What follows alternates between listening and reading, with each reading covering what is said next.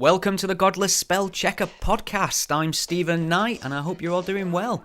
I've got a great conversation for you, a fascinating conversation. I mean, they're all good, they're all great, they're all fascinating, but this is especially fascinating. I've got Jeff Schoep on the show, and Jeff is a very interesting character, to say the least.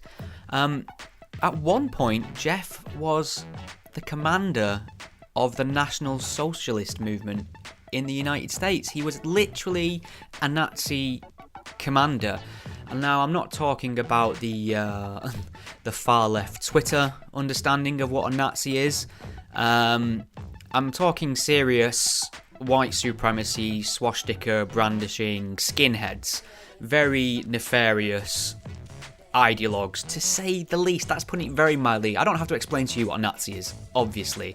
They are the cultural bogeyman. Everyone hates Nazis. They are the archetypal evil throughout mainstream media, throughout entertainment media, conversations down the pub. We all know what Godwin's Law is. But the reason I've had Jeff on the show is because he's actually had a complete 180 on this. He's actually come out the other side, and he's now advocating for a more sensible worldview, and he's trying to de-radicalize others in that sense, working with other groups to tackle extremism. So it's been really interesting to get someone like that on the show. I always try and speak to apostates or people who've been excommunicated or people who have left certain extremist groups, because they can give you so much insight. They can give you insight that they gain from within these groups, and they can also tell you what it's like being on the other side now, looking in from the outside. And it was fascinating. I wasn't sure to expect, but he spoke a lot of sense. You may have also seen him involved in that wonderful Deeyah Khan documentary called White Right. And you could see the little embers of doubt twinkling away there in his eyes during this interaction with a secular liberal Muslim woman. So we talk about that on the show, and we get into lots of different things, all the way from his group activities, to how he recruited, to the effectiveness of assaulting people out of their worldviews, the propaganda war that groups that he used to be part of would capitalise on, and it is fascinating. So I'm sure you'll get a lot from this. So make sure you send me some feedback. Let me know what you think. I'm very grateful for Jeff for giving up an hour to speak to me, and if you've got any further questions for him, any feedback, any kind comments, you can find him on Twitter at SchoepJeff. Now, Schoep is spelled SCHOEP. At SchoepJeff. Let him know you enjoyed hearing from him. You can keep up to date on the podcast at gspellchecker.com. You can support me by visiting gspellchecker.com/support. This show is 100% audience supported, and I love every one of you that chips in a little bit every month to help my efforts. Enjoy. There's a word that some folks find real hard to spell. Ain't it horrible for you, except after seeing who cared to go burn in hell? But then along came a man, a spell checker from the God of Creed, and he set out upon a noble quest to help those that don't know what it means. And he said, go A-T-H-E-I-S-T, and don't you put that I before that E. A-T-H-E-I-S-T, don't mean we know, just means we don't believe. And he keeps telling them things he got to say. A reason shoppers at night will make him run away, but if they start that fight, well, they can go all day. Spell checker, he's a god, spell checker. Now you know how it goes, so sing along with me. A-T-H-E-I-S-T, A-T-H-E-I-S-T, A-T-H-E-I-S-T, I'm very pleased to welcome Jeff Schoep to the GS podcast. Jeff, how are you doing? Very good. Thanks for having me on. It's my pleasure. I'm really quite excited in a sense, because you're someone who's had a fairly unique and extreme experience, someone who's started in a very extreme place and seemed to have travelled fairly recently to a much more reasonable place to where you're doing good work in combating the ideology you used to subscribe to. So I was wondering maybe if you could tell my listeners a little bit about why you're well known, and when did you start moving in them circles? Right. Well, my entire adult life, I had been involved with the National Socialist movement. That's about 27 years total. And about 25 of those years, I was the national leader or the commander for the United States of the National Socialist movement. And I spent a lot of time in that world, so it's quite a challenge to leave. It's something that takes a lot of it takes a lot to be able to walk away from something that you've known your entire life. But what I'm seeing, and not necessarily particularly in the organization I was in, but with the far right in general, is you have a lot of people taking things to real extremes, where you have these lone nutcases that are going out and they're trying to accelerate things and cause violence and shooting innocent people in churches and synagogues and mosques around the world and things like that. And I just couldn't stand by and, continue to make excuses for that sort of behavior, and I'm careful when I say that sort of thing. And I don't want to come off as an apologist for the far right either, because I think a lot of people may feel that way when I say these things, but I think I'm very careful not to paint everybody with a broad brush, because I know how that feels like, and I know that it's not accurate. So to say that everybody involved in that stuff is a potential terrorist is not accurate. But the fact is, when you have people that are doing extreme things like that align with that type of ideology, it's sort of like, the old saying, you are who you associate with, and when you have people that are taking ideologies to the absolute extreme and going and killing innocent people, there's no excuse for staying involved in that. So for me, I'm advocating for peace now and dialogue and understanding and things like that, basically to try to counter the violence. We've got so much violence in this world right now, and so much everybody at each other's throats here in the United States, with even the Democrats and the Republicans. I mean, you've got people where if you support Donald Trump and wear a Make America Great Again hat, you're called a Nazi and you can be assaulted by some of the people on the far left, and vice versa. It's so polarizing here right now that, you need some voices of calm and reason and sincerity out there. So I felt like, it was my obligation or my duty to, do what I can to stop some of the violence and save lives. Yeah, understood. And I definitely want to circle back round at some point and touch on the current political divide in the United States, but maybe you could explain a little bit about the ideology, because to my listeners and to most people, the word Nazi is just synonymous with the greatest of evils. It's this archetypal villain. It means something really incendiary to most people on the planet. And I just want to hear you sort of explain what sort of things were involved in your belief system. What were the tenets of your worldview? How did you view certain people whilst you subscribe to this ideology? Sure. Yeah, exactly. The National Socialist movement, I probably should have explained this a little better, because I think most people probably know what it is, but a lot of people don't. And it's basically, it was a continuation of the American Nazi Party of George Lincoln Rockwell. So the organization is very old, and it had stemmed back to the 1950s and the founding of George Lincoln Rockwell. And a lot of the guys that I had served with Commander Rockwell, obviously he was before my time, but the men that had served with him are people that I served with there. So, and you asked a bunch of questions there, but I'm going to try to get to them. Otherwise, you might have to ask again. No problem. But some of the questions you said, like what the ideology had to do with it. The ideology and the structure of the National Socialist movement changed quite a bit. Towards the end, towards the last few years, when I was getting out, I was telling people that it was a white civil rights organization, and I truly believed that, and I believed that it wasn't about hate, it wasn't about, holding anybody else down or or things like that. But after What in your view was a threat to white civil rights? We felt like, from that perspective, and now this is not how I feel now, but Sure. from the perspective of the National Socialist movement, we felt as if all the other races had advocates and people that would speak up on their behalf. So we felt like it was okay for white people to have those advocates as well.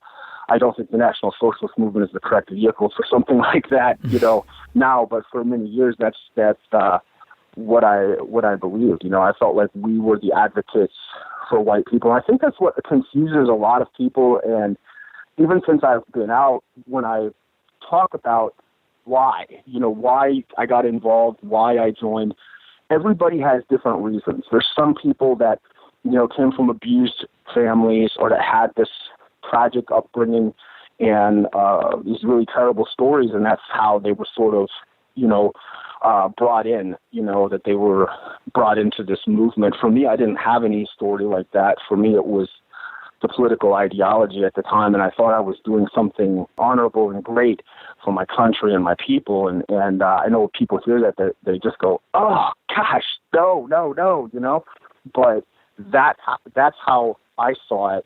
That was my worldview of it. How did I you? felt like I was doing something good. How did you square that with Hitler's Nazi movement? Because at some point within your movement, you did brandish, swastikas and various other Nazi imagery, and then obviously, I think at some point there was a rebranding effort took place in order to sort of soften the message. But how did you feel wearing this symbol of Jewish genocide that occurred during World War II under Hitler's rule? How did you square them two things with your advocacy of white civil rights, as you put it, versus the atrocities that happened under that flag during the Second World War? That's a good question, and that's where I was going with the earlier statement. Like towards the end of my time with the National Socialist movement, we were trying to rebrand and advocate as white civil rights advocates. That was sort of some of the rebranding that was going on at the time. But in the beginning, it wasn't like that. There was definitely hateful ideologies and hateful things that were being said. And even in my early time in the movement, I would pick the most radical signs that we had at the time, which were very hateful. The one that I carried quite often in the early days with 6 million more, as a reference to the Holocaust. So there was some really hateful stuff. And in my mind, and when I talk about being in the movement, it's like an echo chamber, or it's like being in a bubble where, like now, I consider this like civilian life. When we were in the movement, that was like being in, like a lot of people would view being in the army or something like that. For us, that was our whole world.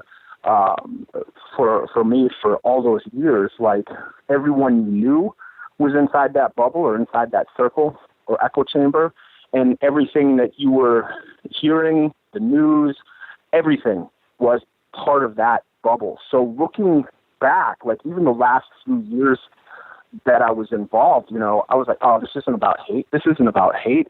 After I got out and had time to decompress and get away from it and look back, it's like, wow. There was some serious hate, and there was some serious,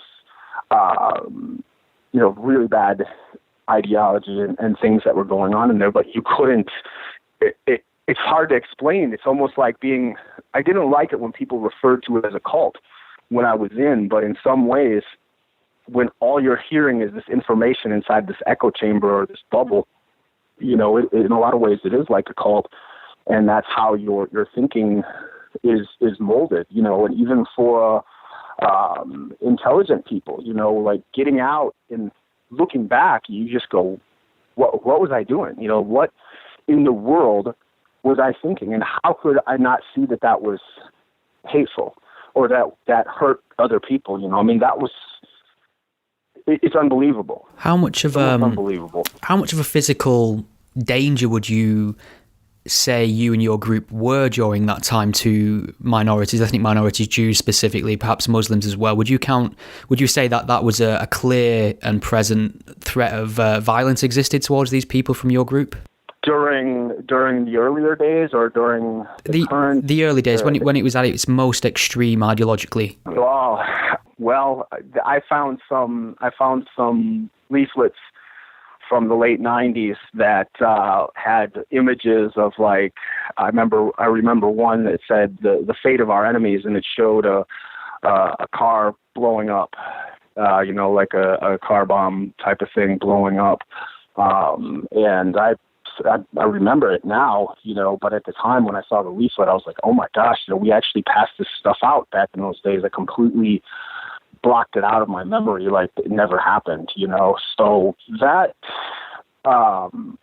it definitely could have been a clear and present danger. It definitely could have, went into a lot more violent things. I mean, there's a lot of violent things that happened over the years, and I know the one thing for the National Socialist movement is we always said, we would remain legal until the end. And for us, that end was if the government ever banned the organization, then at that point we would go to war with the system. Right. The National Socialist movement in America would be covered under the First Amendment, I imagine, and it would be a prescribed group in the UK. We'd actually make that kind of thing illegal. So, I mean, where do you fall on that argument, the legality aspect of it? Do you subscribe to this idea that daylight is the best disinfectant and we need these people out in the open, or do you think the government could step in that sense and ban certain groups? I think it's a really slippery and dangerous slope. I know there's people that say, the easy solution is to say, oh yeah, just ban everybody. But the thing is as propagandists and as people, as somebody that's lived that life or that came from that ideology and that movement, I can tell you that we used every instance of things like that. I can give you some examples right there in England. Like you have different groups that are being banned or that have been banned, and some of the members are being picked up and charged with different things. I don't know if I want to name any of the groups specifically. I don't know if we should give anybody that sort of publicity or anything, but certain groups that are there that have been banned, and in other countries, same thing. We would use instances like that to say, look, these are white people that are being oppressed for their ideology. Now, if somebody did something criminal or something illegal in the sense of, something violent or something like that, of course, drop the hammer on them. The system should go after them 100%. But if someone's just preaching an ideology, no matter how ugly or hateful it is, if it's not directly inciting violence, it's going to be used by those groups as propaganda. So you could say, look, white people are being oppressed here because the government is, banning these organizations, and in some cases, individuals that were just members of the organization are being persecuted.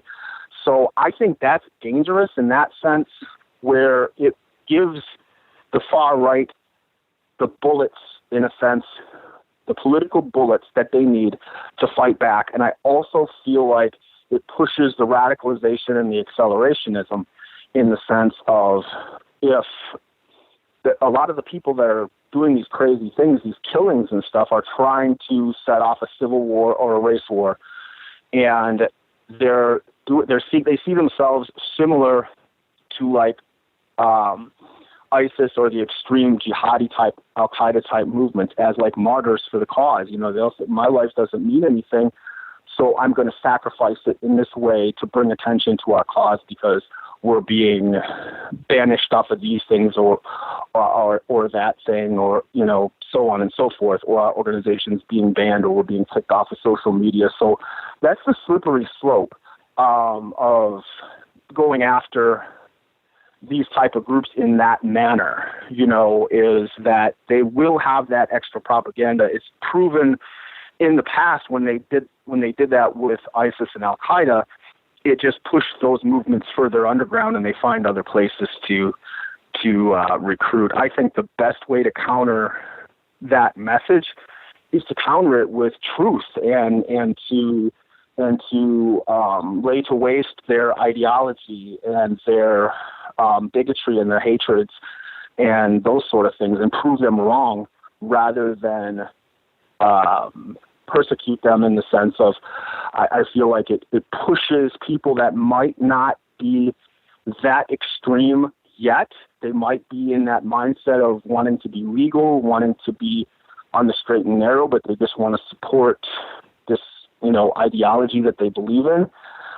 It may push them to becoming the next martyr or the next church or mosque or synagogue shooter, and that's the last thing any of us want. So, I think a lot of the people that are combating it from those tactics, from that understanding, have the best of intentions, but they don't understand the mindset. They don't understand the thinking of the people that are in there and how they got there and what radicalizes them further, because they haven't been there. They just don't get it. So their intentions are pure, but what they're doing, I think, is making things worse in some cases. It really depends. Now, if a group is promoting violence and terrorism, absolutely, they need to be banned and shut down, and the same with the members if they're promoting that sort of thing. Yeah, I tend to agree. As unpalatable as it is for me to say Nazis should have the legal right to march and spew their hate, I have to accept that banning them in the long run is counterproductive to any anti-extremist agenda you have. I think I always put out the example of going back to Nazi Germany on the lead up to Hitler's election and prominence. I think anti-Semitic hate speech was actually illegal in Germany, and the leading Nazi publication there, I think Die Stürmer, I don't know if you was a subscriber back in your heyday, but I think that was banned, and the editors and publishers of that were frequently hauled in front of the courts, and what they found is the subscription base of that magazine actually increased every time they were hauled into courts, and obviously we know what happened next. So yeah, I tend to agree with you on that. I want to get a basic overview of scale in a sense, because we hear a lot about Nazis now. It's the cultural bogeyman, and that's often divorced from the reality of the situation. And everywhere we look, the people are Nazis. The Republicans are Nazis now, depending on which side of the political scale you're on. And I've seen you at some point when you were commander of the National Socialists, you said that there were chapters in 48 states, I believe. And I just wanted to get an idea of the scale. How big are we talking here? Is the size of the problem of Nazism in the States, is it overblown, or are people right to kind of see Nazis everywhere in a sense? Well, that's kind of two questions. Like, as far as the NSM was concerned, we had members in pretty much all of the different states. When I say we, that's past tense. Somebody corrected me on that when I was doing the lecture, and I was talking about the past, and I kept saying we, and they said, you said we 3 times during your speech. I just want to make sure you're still out. So you need to get yourself no longer a Nazi t-shirt. Right. If it wasn't clear enough at the beginning, but anyways, I correct myself, that you might want to edit it out. I don't know. But anyways, I don't know how many states we had chapters, and I would say 36 states. I don't remember 48, but members in all 50 states. So now some of the chapters were very small, just a handful of people. Some of the chapters were larger. As far as actual numbers, it was fluctuating nonstop. It's like a revolving door of people coming in and out and in and out.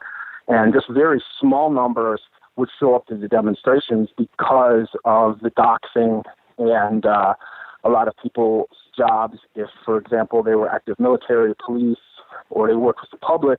So just to explain to my listeners, doxing would be people trying to identify you at these marches, people identifying as Nazis, and then share their personal details on the internet so they could be identified. People could find out where they live and work. Is that what you mean?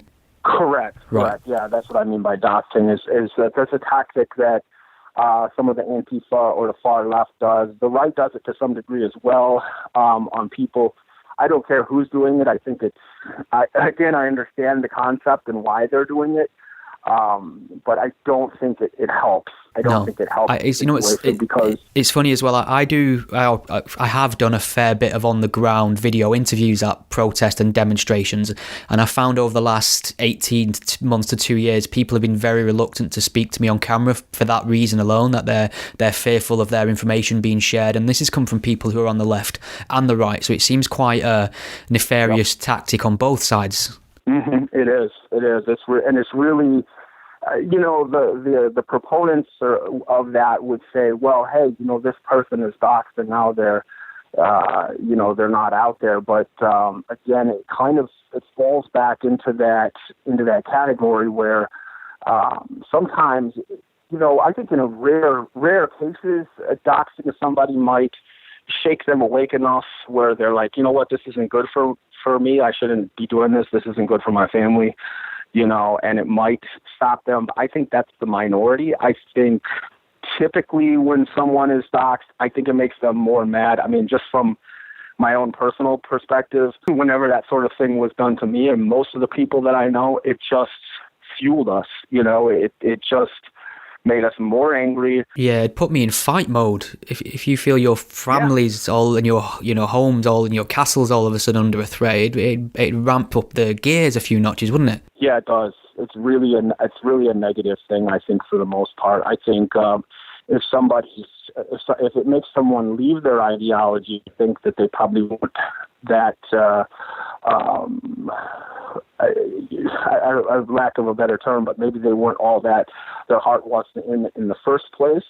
And that's great if they leave, but I don't think, again, it's not the majority. I think you're doing more. The people that are doing it are damaging, right or left. It's just damaging in general. I mean, it's been taken so far where even, some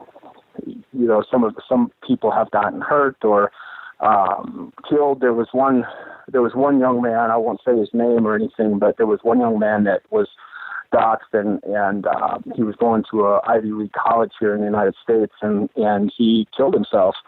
He was so upset over it. And, some people say, well, good, that's one less radical out there. But you have to remember, especially when you're doing the kind of work I'm doing now, is that everyone's human beings and we're all people and we all have children, mothers, grandmothers, and things like that. And I think there's a lot of dehumanization coming from all different sides, and people forget that. I know, and some people will say, whoa, this is the guy that was heading the Nazi party talking about dehumanization. And that, and it sounds kind of funny, but the thing is, the last few years when I was involved in it, that was one of the things that was getting me the most worked up was like, wow, white people are being dehumanized. I thought, when I say white people, and I meant people in the movement. People in the movement were being dehumanized by the general public, and it irked me. It just got me more and more angry about being dehumanized. But it wasn't until I got out that I, reflected back on that and went, whoa, I was upset about our group and people in there being dehumanized, but I spent most of my life dehumanizing other people. How, and I couldn't see that when I was inside that echo chamber or inside that bubble. I couldn't see that.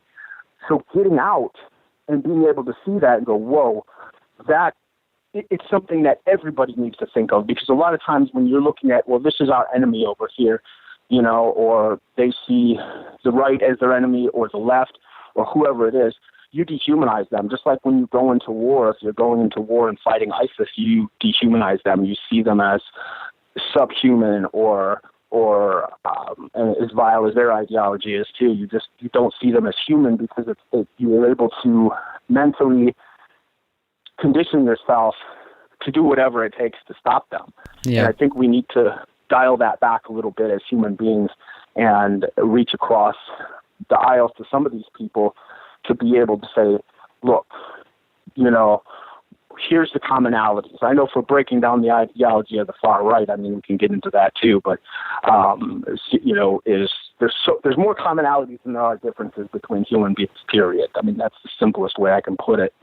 Yeah, I mean, you spoke moments ago in terms of membership about it being almost a revolving door, numbers increasing and deflating fairly consistently. And I just wonder what the recruitment strategy was. Did you actively and openly recruit, and what sort of areas did you choose to target? Where did you go to demonstrate, and what sort of things inspired you to be in them places to demonstrate? What were the red flags that drew you out? Many, many different things. I mean, the recruitment efforts really changed from, when I got in, the recruitment efforts were heavily leafleting and passing out flyers, leaflets, mass distributing flyers at baseball games or shopping malls or busy streets where lots of cars were. You could stick flyers under their windshield. That was back in the 90s.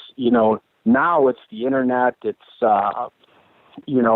things like that as well. The demonstrations the NSM was involved in back then and up until currently, and some of the ways we would choose locations, it was a whole lot of different things. Like, for example, we went to Topeka, Kansas at the state capitol when there was a horrific, it was called the Carr brothers murders, and it was African-American guys that had, murdered a bunch of young white people, and it was just really brutal.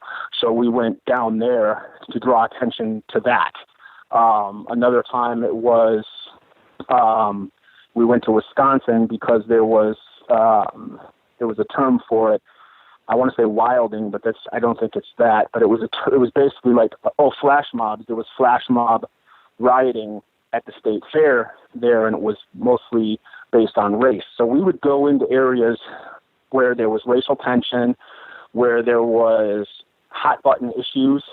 Later on, we were going against areas that were heavily populated by illegals coming across the border from Mexico.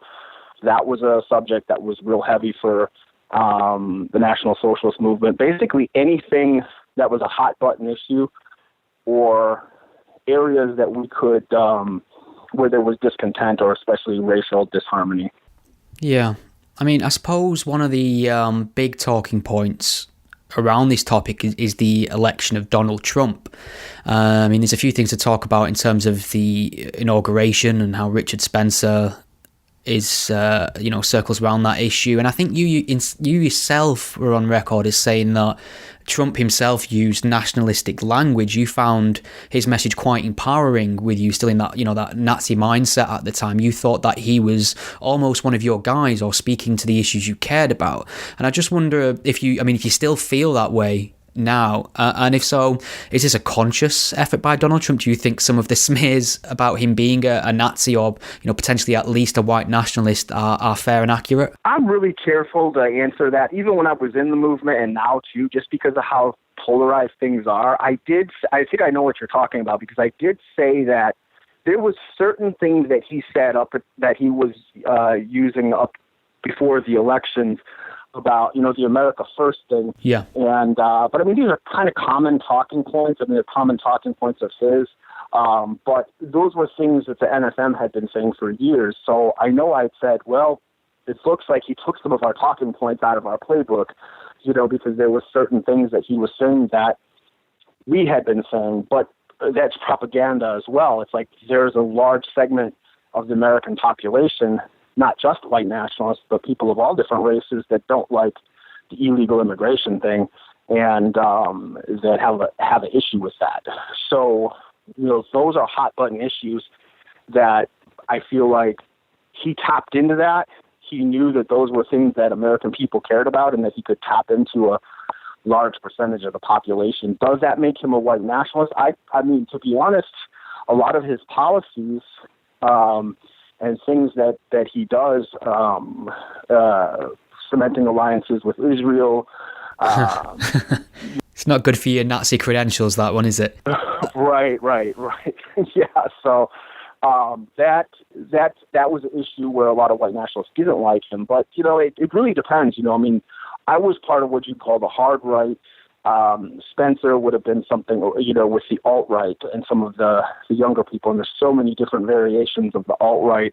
And there was a good number of those, I'm sure, that felt really empowered by Trump. But I would by no means say that, at least in the National Socialist movement, we certainly did not consider Trump a National Socialist or anything like that. So where does Richard Spencer fit on this scale? Because he seemed to be one of the catalysts that brought this idea of the Nazi bogeyman back into the American psyche very publicly, and that was exacerbated by social media, and all of a sudden everyone right of centre was a Nazi, and the the expression "punch a Nazi," which we'll get onto momentarily, was coined, and that seemed to be doing the rounds. And we even had, very prominent liberal journalists endorsing this sort of violence on site. And I just want to get your opinion on the alt-right and Richard Spencer, and how do they fall in terms of this ideology? Do you think the label Nazi is a fair and accurate one there as well? It would really vary. I think you would have to ask him. I think he would probably tell you that he's not. I think there's a lot of people on the alt-right that do consider themselves to be National Socialists, just from the ones that I've met. A good number of them do consider themselves that, but a lot of them don't as well, and they think it's toxic, that the National Socialist ideology is toxic. So it's that broad brush. There's ones there that, absolutely believe in it, and then there's ones that don't. There's so many in the white nationalists scene, and I was able to walk between many of the different groups. I spoke at Ku Klux Klan rallies, skinhead concerts, all kinds of different things over the years between the different groups, and some of those groups don't get along and definitely don't see eye to eye on ideology. So again, it's with the alt-right, they don't agree with the hard right on a lot of things, tactics, visuals, optics, but ideologically, they're all over the place. Some of them are National Socialists, others are just different variations of white nationalists, and some may even say they're not racially based.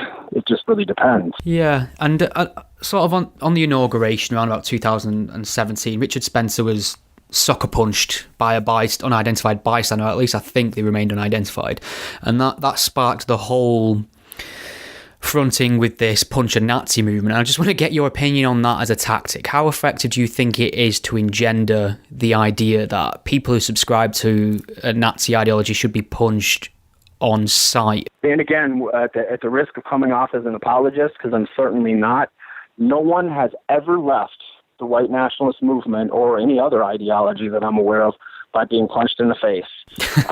It is not a good tactic. It does not work. It adds to that dehumanization factor. A lot of people saw the video of Richard Spencer and thought it was funny because, he's kind of a girly guy to a lot of people. They think he's kind of weak.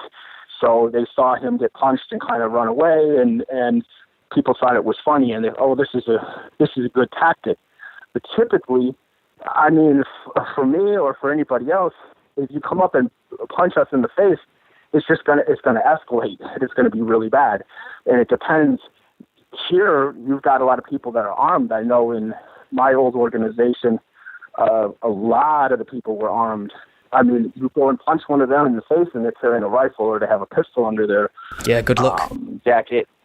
It could, depending on who it is, where it is, how, there's too many factors. There's too many factors to go, well, what could happen next?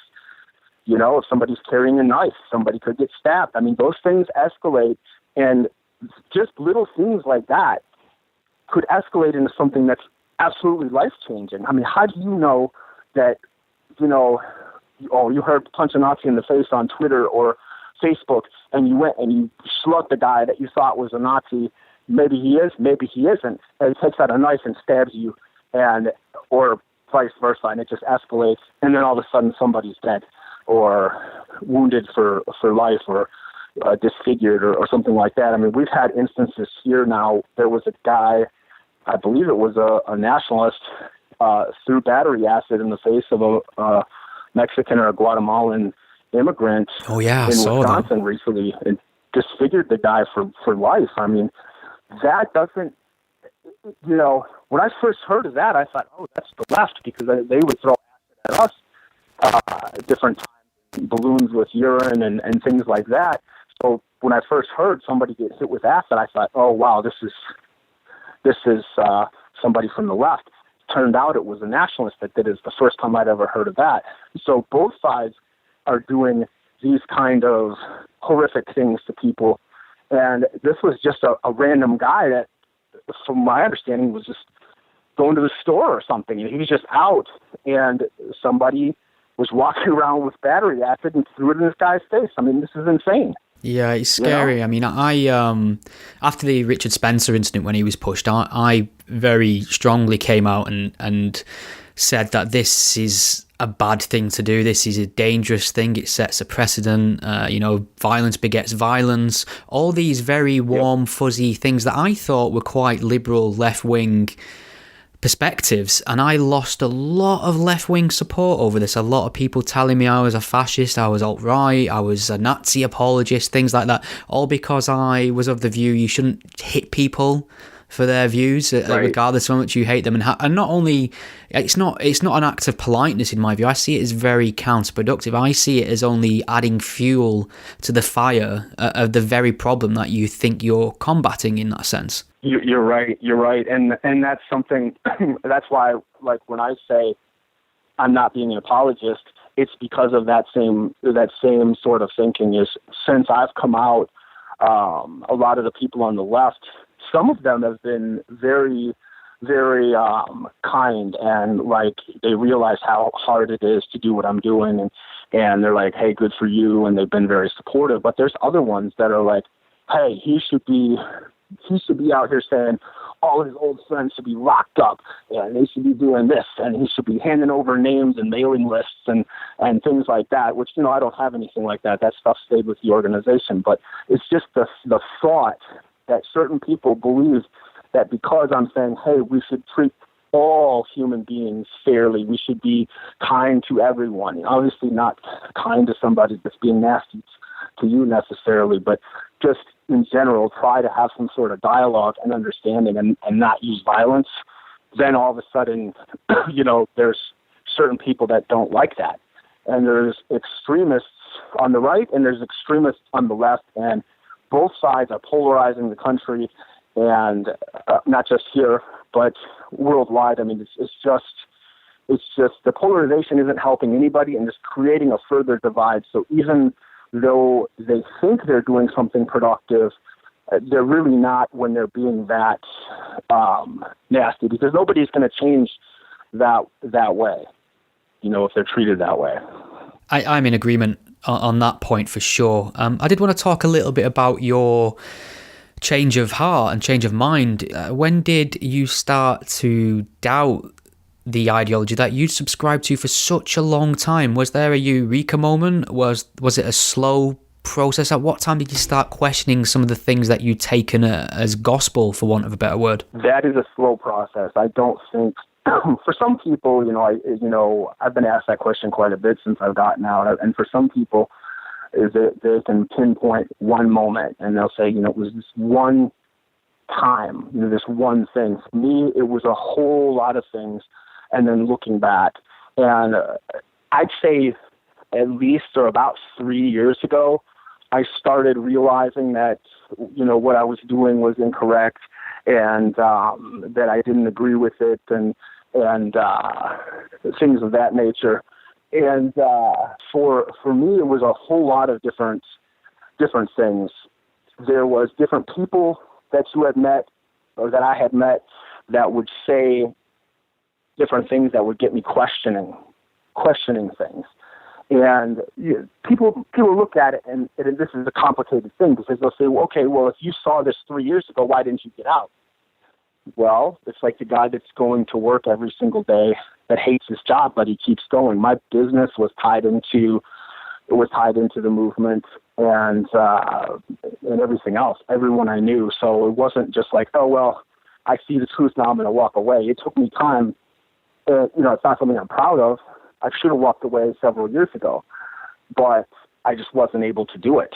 Not mentally, etc. But some of the instances I can say is there was different people that I had met since I've been in Detroit since the end of 2007, and there was quite a few people that I had met out here, and even in my travels in the movement that I had met that had come at me in such a way of the commonalities of the, just treating you like a human being and talking to you on different levels. And pretty much for all those years, most of those people have been closed off. Like, here in Detroit, the whites are the minority already. So I would deal with different people of different races and different backgrounds on a daily basis. Yeah. And some of them, even though they knew who I was or what I was involved in, would be very kind. And there was a few people, like notable people, that I could bring up. And I think I saw one of your listeners ask the question about meeting with Deeyah Khan. I could answer that. Yeah, as a matter of fact, I will read that question to you. This is from a gentleman called Damo at Concrete Milk on Twitter. He's a very, very bright individual and an excellent writer as well. Writes a lot about politics and extremism himself, so I'd check out his blog. But he's asked, to what extent would you credit your interaction with Deeyah Khan with your de-radicalization, and what specifically about those interactions was effective? Deeyah is an incredible human being. I mean, absolutely incredible. And she's probably one of the most compassionate, kind, thoughtful women that I know. She's an incredible person. Another one is Daryl Davis. Yeah. These are two people that their tactic or their ability to reach others and their kindness, compassion, that tactic, I think, is more effective than anything else. So there was people that Deeyah had met with. Just to give a little background on that, she had done a film called White Right that was on Netflix, and it was aired in England and aired in the United States and elsewhere. And in that film, you can see, I didn't leave by the time of the end of the film, but there was two other guys that had left the National Socialist movement that were in that film, that, she had, discussed with them, like, hey, would you throw me out of the country? And whoa, we like you, just these type of things, because she had been around us and they knew she was a good person. So quite a few of them, they'd never even met a Muslim person before. That was the first Muslim they had ever met. So that was part of it. I can tell you, it wasn't in the film, but there was a question that she asked me.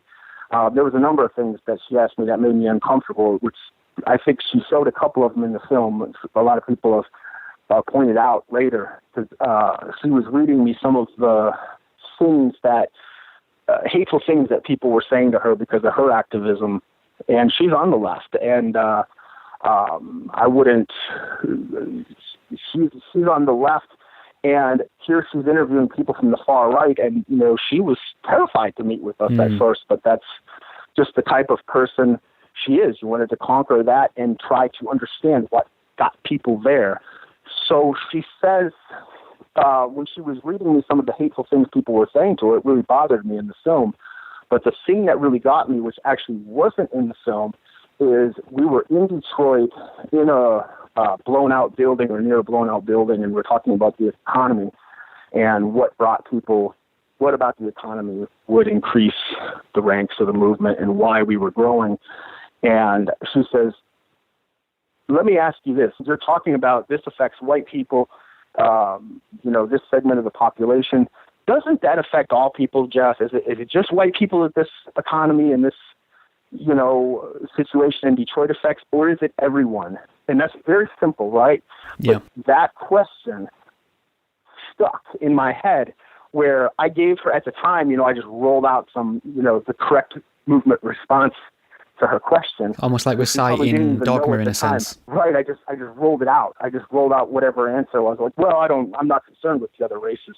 This is what we're talking about, and I just spun it around. But in my head for the rest of that evening and for the next several days, it was eating at me because I didn't know how to correctly answer it.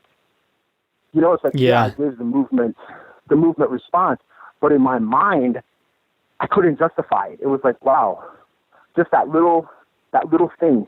And it was like, she's right, and this is stupid. But I still didn't get out. It took me another, maybe a year. I don't know how long it was after that, but it took some time after that even to get out. But at that point, I knew, like, wow, I didn't have a correct answer. I didn't have an answer for that because my answer was wrong. So that was really interesting. And Daryl Davis is another one. For the listeners that may not be aware of him, he's a black guy that goes out and meets with Klansmen and befriends them. And quite often, I don't know what his numbers are, but I think he's gotten like 100 He said, or so people out of the Klan. I was at an event with him in New Jersey in September, and he said when he was on stage, which I'll tell you about after you've finished your story, but he said it was over 200 people he de-radicalized, which is just extraordinary, isn't it? Yeah, that is. That's incredible. Yes, and he's another one that I've met and consider both him and both Daryl and Deeyah friends. Their tactics, their ability to reach people, and the commonalities, like with Daryl, he'll find the commonalities and just break apart those stereotypes.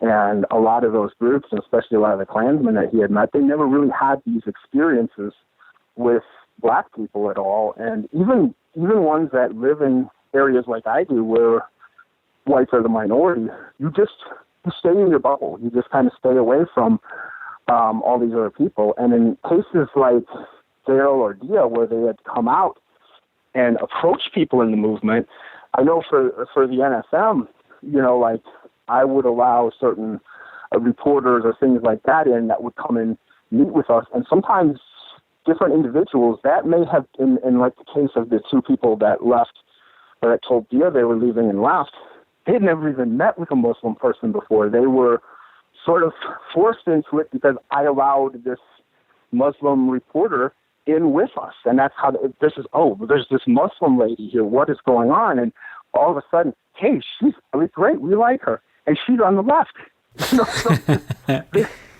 It just breaks apart those, there's more to life than left, right, center. It's like just treat people like people. And a lot of that stuff breaks away. And those two people are shining examples of successes of that versus punching somebody in the face. Yeah, that's extraordinary, and it's a shame that has to be said. But I mean, I suppose Daryl Davis leads me on to this idea of political polarization that we touched on previously. Because, like I said, I spoke at an event in New Jersey in September, and this was an event that was titled "Ending Racism, Violence, and Political Extremism," something like that. That was the message, and the organisers, who are just beautiful individuals, tried to bring in people who were centrist, people who were left of the spectrum, people who were right of the spectrum. No one you could plausibly say were extremists. Now, what happened is Antifa types got wind of this event and basically started a campaign of harassment and a concerted attempt to get it shut down. And the venue actually capitulated. The theatre in New Jersey cancelled the event, and last minute we had to find an alternate venue. But Daryl Davis was the keynote speaker, which is a weird event if it's a neo-Nazi alt-right hate fest, isn't it, to get Daryl Davis to be your main man. And he got a standing ovation, and really well received, and as you'd expect, because he's an extraordinary man. But Antifa had found out where the after party was and decided to start protesting outside, and the police had to cordon the area off. Now, Daryl Davis, being who Daryl Davis is, decided to go across the street and approach some of these people very friendly and engage them in conversation and ask them why they were here. And he tried to explain his perspective, and they said to his face that he was a white supremacist. So I suppose my question is, how polarized has the situation got politically, where not only are we not even talking to each other anymore, we're not, we're talking completely past each other. We've got a completely wrong handle on where the other person's coming from. Do you see any hope in this respect? I mean, I'm glad you shared that story, because I hadn't heard that before, and that just proves everything that we were just talking about how polarized things are, and it's so bad now that, and as I mentioned earlier, like with a person wearing a "Make America Great Again" hat, I believe it was in California, where a father and son just happened to be walking by an area And I don't think they were there to protest or anything, but they were walking by an area where there was far-left protest, and they were assaulted, like viciously assaulted, because, they were being called Nazis and things like that. And I don't think the guy would bring his, 15-year-old son or whatever it was to a protest. Maybe, but, they claimed they just happened to be there, like going to the store or something, and were set upon. And I know that's happened at some of our rallies as well, where there was one time where a guy from, a Marine Corps guy or something, and he had just gotten married, and he was leaving a church, which happened to be right next to where we were doing a rally, and because he had the short cropped hair, the far leftists thought he was a Nazi, and he got into some kind of altercation out there coming out of his wedding. So I mean, this is how weird the situation is, where someone has a certain haircut, they might be considered a fascist, or someone.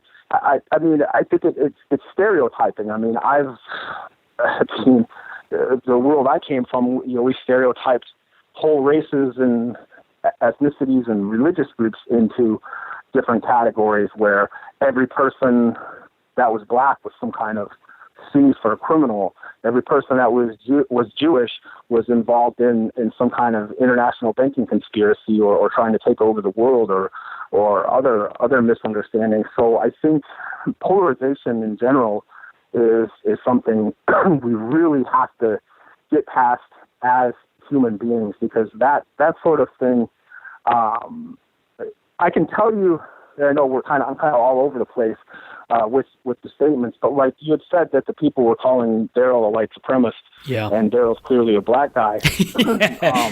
So this is, I mean, and I believe it because we've seen things like that before too, where it's so polarized that anybody that's even slightly on the right is a Nazi. And coming from the far right, I can tell you that we were applauding that stuff when I was in the movement.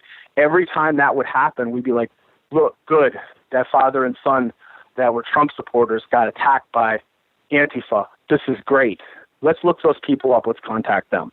And hopefully this kind of stuff keeps happening, because what we saw it as part of the far right was these regular, everyday, average Americans that are just even Republicans. We saw regular Republicans being shoved into our ranks that maybe we had all kinds of people that were joining that were saying, I never thought in a million years I'd join the Nazis, but you guys are the only ones that are like fighting back, or things like that. So what they're doing by default, whether they realize it or not, they're radicalizing people that may never have been radical in the first place. They're pushing people too farther to the extremes, and then they're going, well, shoot, everybody out there was beating me and my kid, calling us a Nazi, and they might have just been general, regular Republicans that supported Donald Trump or thought it was a cool hat or who knows what. And now all of a sudden they're like, you know what, maybe I should look into this. George Lincoln Rockwell, the founder of our movement, back in the day said, well, they keep calling us Nazis, so, by golly, we'll give them Nazis. You see? Yeah, an opposite reaction.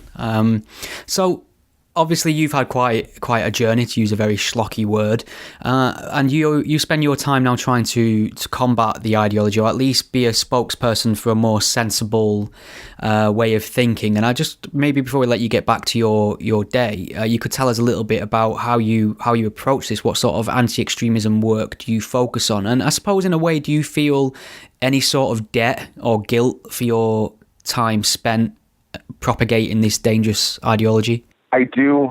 I was approached the last public thing that I had done a few weeks back. A black lady approached me, and she came up and hugged me and said, you need to stop being so hard on yourself, and I was like, I didn't think I was really that hard on myself, and because I was sort of apologizing for some of the things, some of the bad things or negative things I put out into the world, because I do feel a sense of responsibility, and that is why I'm doing this kind of work now and trying to reach out to people and show them a better way is because, yes, of course, there is some guilt for that, of course, especially for my more radical years further back, especially that. But what this woman had said to me is, she says, if you keep beating yourself up over your past, over what you have done then, you're not going to be able to heal properly, and you don't want to be fueled by guilt. You have to be okay with who you are and what you're doing, and look at what you're doing now. And another friend of mine that's Jewish had said almost the exact same thing to me, just a week or so before that, is not to focus on that. I think it's good to remember that and to keep that stuff in check, and remember why you're doing it, but to dwell on it and to, continuously whip yourself over mistakes doesn't help one move forward. And I don't think if I'm beating myself up, I'm not going to be as effective at reaching others, because nobody is going to want to leave that life if they see the people that are out here as broken or whipped dogs or shamed, publicly degraded, that sort of thing. And I think a lot of people, this is something that's not talked about, and I think a lot of people don't see that. And I do know other formers that's what fuels them. And I won't name anybody, but I know that's what fuels them just by what I know of them and being around them is their guilt or their shame for their past. And I don't think it's healthy. I don't think that's healthy. And I don't think you can reach other people effectively either. And some of these other people that have come up to me that have kind of echoed those same sentiments, I think they're right, because I know for me, if I'm down in the dumps and I'm not functioning well mentally, I can't help anybody.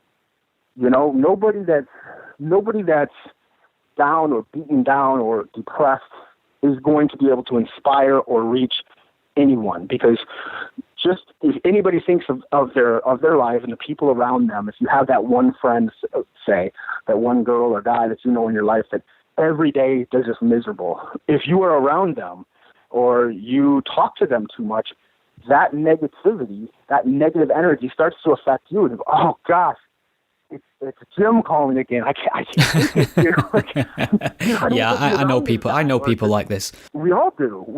And you, even if you don't say it out loud, like in the back of your head, like you think, oh no, let's not have this individual over, because he's going to ruin the evening for everybody. He's going to complain about everything, or she's going to complain, and it's true. So I think there's some validity into that, and I don't think that shouldn't be the motivating factor for people, but I do think, you need to remember that. And sure, to answer it honestly, yes, I feel like I spent a lot of time and energy, my whole adult life basically, preaching National Socialism and recruiting countless people into that lifestyle. And I've seen so many friends lose their lives, go to prison, run themselves into the ground because of backing this ideology or because of poor choices that were made along the way, or mistakes or things like that. 1 second decision, like we were discussing earlier about punching somebody in the face. I can think of a number of incidents. I've seen enough deaths and enough suffering to last, 10 lifetimes. So I don't want to see other people take this path. It's a dead end. Getting involved in the extreme far right or any extremist movement, it's a dead end, and it can lead you to a lot of really dark places. And I'm thankful. I'm so thankful and so grateful that I've had the opportunity to be able to, survive all of the things that I've been through, and And that's why I'm trying to set an example for others and let them know that there's a better life out here. And I tell you what, like the people that I'm around now, I work with Parallel Networks and Light Upon Light, and just about every single person I've met from that organization is some of the kindest, most compassionate people I've ever met in my life. Like all the people that are around me now, most everybody are so positive. And in the movement, a lot of people, you wake up every day and you're like, you're at war with the world, basically. That's not a good feeling. That's not a good positive way to start your day. So I want them to know that there is a better life out there, and this is, we're there for them, and they can certainly reach out to us. And we put out a magazine called Control Alt Delete Hate, which is written completely by formers and victims of extremism, and it's a really good tool. You can check it out at lightuponlight.online and read it there, or download it from the site. Excellent. I'll make sure to put some links to those in the show notes as well. But Jeff, I want to thank you for giving up an hour of your time to talk to me. And I'll be honest, I really didn't know what to expect going in, but I'm really pleased to hear how much sense you're making on this topic. Considering the very recent history, I wouldn't have been able to say that. And I'm glad you're obviously using your voice to channel a more positive message nowadays, and you managed to get there without being punched in the face as well. Strangely, it's funny how that works. I've been punched in the face many, many, many times. It just hasn't. They haven't caught me running away on camera, so I but the ideology remained intact. Well, thanks, Jeff. It's been really enlightening speaking to you, and I hope you keep up the good work. Thank you for having me. It's an honor, and I appreciate the opportunity to come on the program. And I'm here. If anybody out there is listening would like to contact us, feel free to do so at the lightuponlight.online or on my website, jeffschoep.com. And again, thank you so much, and keep up the good work out there. Perfect. Thank you, Jeff. Thank you for listening to the Godless Spell Checker podcast. The podcast is a one-man operation, produced in my spare time away from my day job, and I love making it for you. If you enjoy what you hear, please consider lending some support. The show is entirely listener supported. I don't sell anything, I don't run ads, and given the alternative and unpopular focus of my content, it's very unlikely to find a sponsor. So there are a number of ways you can support and chip in and help improve the show and give me more time to produce more content. You can become a patron supporter and pledge a monetary amount per month or per episode by visiting patreon.com/gspellchecker.